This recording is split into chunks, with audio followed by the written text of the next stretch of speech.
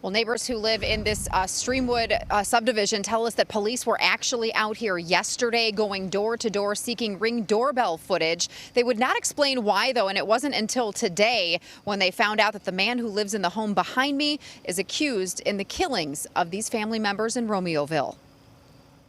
I think it's just shocking, and just scary to hear. Never really expect that to happen. It was so close to here. Neighbors in the 800 block of Sumac Drive in Streamwood surprised to see police surrounding their neighbor's house. I never would have suspected a thing from him. He was a very nice man. He spoke to us we had conversations. I helped him find his dog. He had children. So when I found out, I was extremely shocked.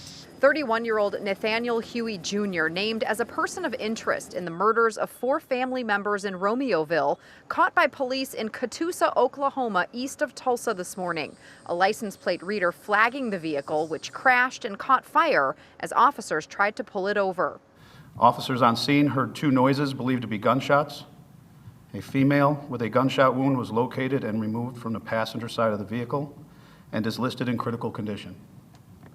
A male, also with a gunshot wound, was located deceased in the driver's seat of the vehicle. The woman in the car, who neighbors believe is Huey's wife, is also a person of interest in the Romeoville murders, but not being named by authorities at this time. Her family reported her as a missing and endangered person on Tuesday. I hope she recovers. I hope she's able to be there for her children. Like I said, from everything I saw with her, she was a great mother. He's a good neighbor. I mean, we see him out, child, hi, how you doing?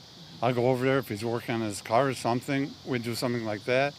And once in a while, he'd borrow 2 from me, for yard work. Neighbors puzzled as to the connection and motive in Romeoville. On Sunday night, police discovered the bodies of 38-year-old Alberto Rolone, 32-year-old Zoraida Bartolome, their 7- and 9-year-old sons, and the family's 3 dogs. They were all found shot to death in the house in the 500 block of Concord Avenue after police conducted a well-being check when one of the adults didn't show up to work that day. It's just a shame, it takes people's lives and children, anybody's life to be taken. But to take a child's life and just wipe out a whole family for what reason?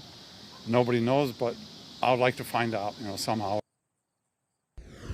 The deputy police chief in Romeoville today saying that there is, in fact, a distinct connection between these persons of interest and the family in Romeoville, as well as a clear motive, but he would not elaborate at this time. We do know as well the family of the woman killed in Romeoville released a statement today thanking the community for the outpouring of love and support, but saying that they do not wish to comment any further. Live in Streamwood, Dana Rebick, WGN News. All right, thank you, Dana.